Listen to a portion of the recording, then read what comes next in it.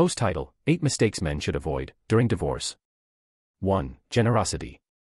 It doesn't matter what you give her, she will always want more. Never give without getting, no matter how large or small. Save your generous spirit for closing the settlement deal at the very end. 2. Marriage mindset. Like it or not, the beginning of your divorce is the end of your marriage. If you go through your divorce acting like you're married, you're going to get steamrolled. Don't ask, act. Those little nice things you used to do. Don't. Unless you have an ulterior motive related to achieving something in the divorce. You can hope for reconciliation until the cows come home. But 99% of the time, reconciliation is a ruse that will just set you back further and exhaust you emotionally. 3. Anger. Anger is natural, anger is real. Anger needs to be dealt with and vented. But if you ever show her anger, unless contrived and strategic for a purpose, you lose. Showing any pain or emotion during the divorce to her is a loss. And guess what? She doesn't feel sorry or care. 4. Conflict avoidance. This goes hand in hand with the marital mindset. Pick your battles, but before you pick your battles, stake your ground.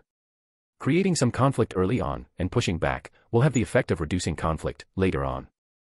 It is counterintuitive, as we desire keeping the peace and harbor hopes of early settlement. But by pushing back early, and often you reduce the bullying and the impact of her creating conflicts later on. 5. Reactionary responsiveness. Slow your communications down. Narrow to a single channel. Turn off notifications. No text battles, no matter what she says.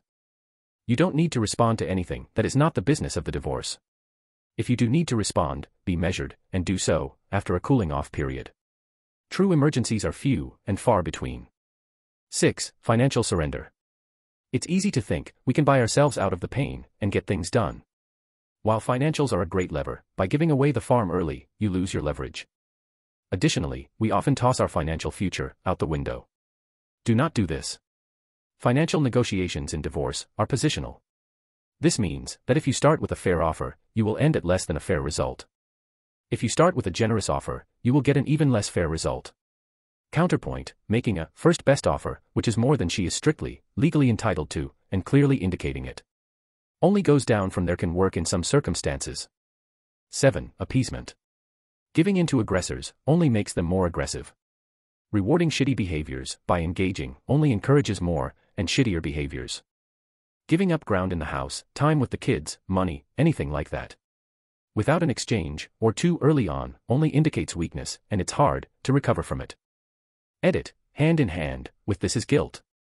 No matter your role in the divorce, you don't deserve to be abused or throw away your future. 8. Overly reasonable. We have a saying in litigation: the first side to act reasonably loses. Was your soon-to-be ex a bastion of reasonableness during the marriage? Will divorce magically change that? Probably not. Will your soon-to-be ex learn from your example of reasonableness to become reasonable during the divorce? Absolutely not. Don't reason your way to ruin, nickel and dime. Push back. Ask for more than is reasonable.